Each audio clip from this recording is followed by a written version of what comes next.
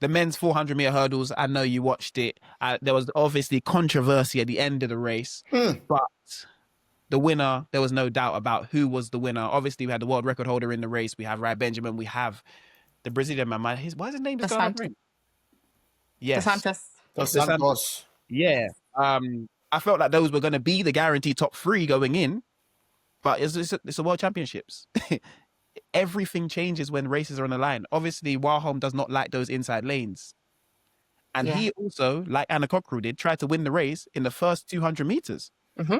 He went out there thinking, okay, cool, I've got to win it here instead of trying to win it late. And you can see he came off the bend at 300 and he was cooked. Gassed. That was him. Yeah, I think he overcomplicated it because he had the inside lane, right? And this is always my argument to people when people talk about lanes. Unless you're in lane 1 or lane 2, which I think are really difficult lanes to win a gold medal. Not impossible. If you're good enough, you can win from anywhere, right?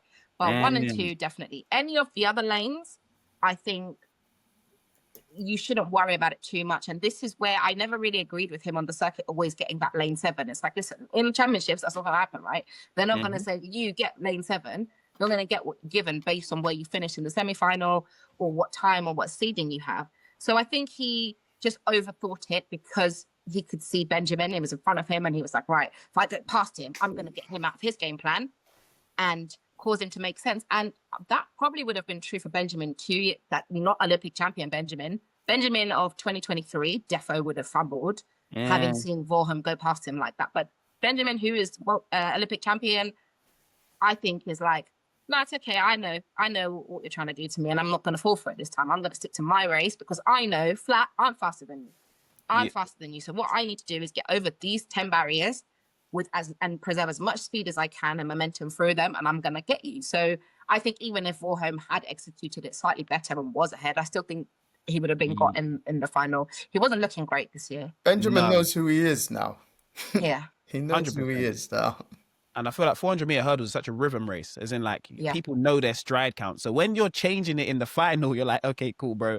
That's not going to work today. Like Benjamin is running on a stride pattern. And obviously he's trying to keep that until he comes over the last hurdle, which he didn't do well today. Yeah. And then just attack to the end of the line. So, you know, I feel like Warholm just, again, did himself a disservice by running someone else's race to try and win your race, and you end up just not medaling. You end up finishing further away than you should have finished. The Santos in the outside lanes, of course, a class act.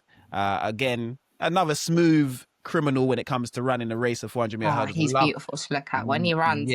When he opens up that stride, mate, I'm like, this is a wonder. Like, you should go in a documentary on how to negotiate your strides and how to carry the momentum through the hurdle, because he's the best at it. He just doesn't have the flat speed of Benjamin. And that's the only thing that's, I think, keeping him from, 1, breaking the world record, and 2, obviously toppling these 2. I know he's been world champion before and stuff like that, but if he could just get a little bit more of that turnover, he would be absolutely unstoppable. He's beautiful to watch. I don't know if he can, because of the stride pattern. It's like, where do you increase the speed there without breaking everything back down to the science and then going, okay, cool, we're going to start again and then try and get back to here? And do you have the time to do that right now in his career when he's already this far along? Yeah, maybe. It's only 25. But you know, Joe, 25 in athletics at this point, bro, injuries happen. Nina ain't been the same since she was 23. Yeah. I mean, that was an absolute peak. No, I'm just being honest. It's true. It's true. So, you know, and I enjoyed that race though, Joe. Sorry, I'm really happy for Samba though, because Samba was the original third of the big 3. It was Samba, Rai, and Warholm. And then Samba had that really terrible, I think it was 2019 in Doha home games. Yes. He did his ACL or something, and then they just doubled and tripled, and the injuries just kept piling and piling. He had lots of hamstring problems, and honestly, I remember he was the first one to do a sub 48, which we hadn't seen for like years and years and years. I mean, now it's crazy because we're so used to seeing 46s, but for a long time, the men's 400-meter hurdles was run at 48, 49. Like, that was the gold medal standard, right? So when he came around running that 47, it inspired people like Warholm and Benjamin to say, actually, times are there. Like we could do this. So I'm super happy. I think he executed his race perfectly. He stuck to his own plan, and he also recognized, I'm not quite gonna be able to get a gold, but I can get a silver, I can get a bronze. Let me stick to my race, and paid off dividends. So I'm happy for Samba. He's such a good looking runner as well. Like he's actually got a nice style.